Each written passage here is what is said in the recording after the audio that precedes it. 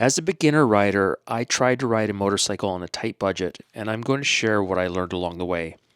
I'm in my early 50s, and I'm a new rider having learned to ride less than a year ago.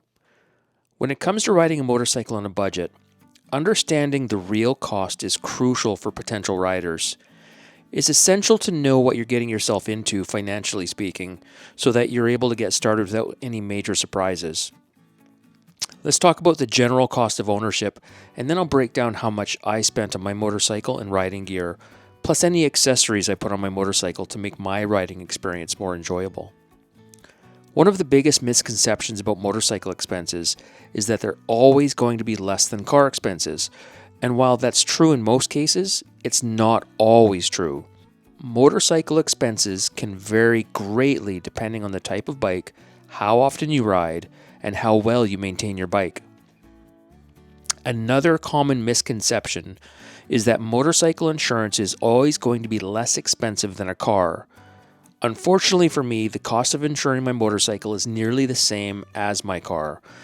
There are ways to reduce your premium, such as taking a motorcycle safety course, which may land a discount, and only paying for basic storage insurance in the off-riding season if you live where you can't or don't want to ride in the winter.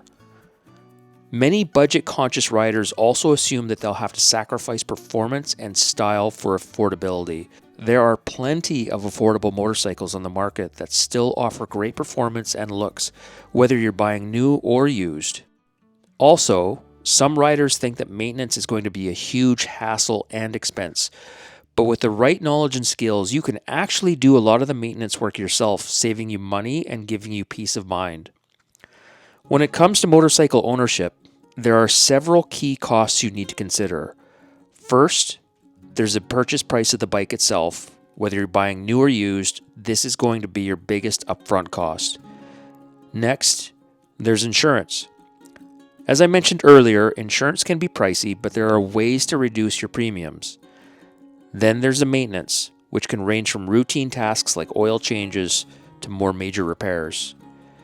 If you don't know how to ride, you may have to take a motorcycle safety course like I did. This is a cost to consider unless you're lucky enough to live in a place where it's offered for free. My course was $1,000. You'll also need to factor in the cost of gear, such as helmets, jackets, and gloves. This kind of took me by surprise. Though I enjoyed shopping for new gear, it was an eye-opener on how much money I needed to spend. Another tip is to invest in good quality gear. While it might seem expensive up front, good gear can actually save you money in the long run by lasting longer and providing better protection. So what were my costs in the beginning? Well, except for my motorcycle, I'm going to use the current price of gear at the time of this video, so you have a somewhat up-to-date idea of what the cost could be. My actual costs are probably slightly less as some of the gear has gone up in price, and all my prices are in Canadian dollars. My motorcycle, a 2015 KLR 650, was $5,900 before tax. My helmet, LS2 Valiant 2, I found online in Canada for $300. My boots are Fox Comp motocross boots. I recently found them on sale at a local motorcycle dealer for $180. Pants are Climb Dakar, and they're currently online for $359, armor not included. So the armor for my pants was going for about $90, and that's for D30 hip and knee armor. I couldn't find my gloves online anywhere, but I purchased them for about $120. You can get gloves for a lot less, and there's also gloves for a lot more than that.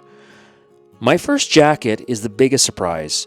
It was the cheapest of all my gear, coming with shoulder, elbow, and back armor for $80. The current price on Amazon is $200. That was for an HWK jacket. That's crazy increase in such a short period of time. It is also the only piece of gear that I have already replaced for something that I feel has better protection from the elements and for a slide. And of course, there was the $1,000 for my new rider course. So my grand total, $8,149 before tax, with about $850 tax on top of that. I won't get into the details of the accessories I added to my motorcycle since these are not needed to get started, But just to give you an idea, I spent approximately $1,500 on upgraded parts and luggage to make my ride more enjoyable. I didn't include taxes in those amounts because depending where you live, you might pay more or less for tax. And finally, consider joining a motorcycle community. Not only can you connect with other riders and learn from their experiences, but many groups also get discounts on gear. And if you have any motorcycle expenses you'd like to share, please leave a comment below. Thanks for watching.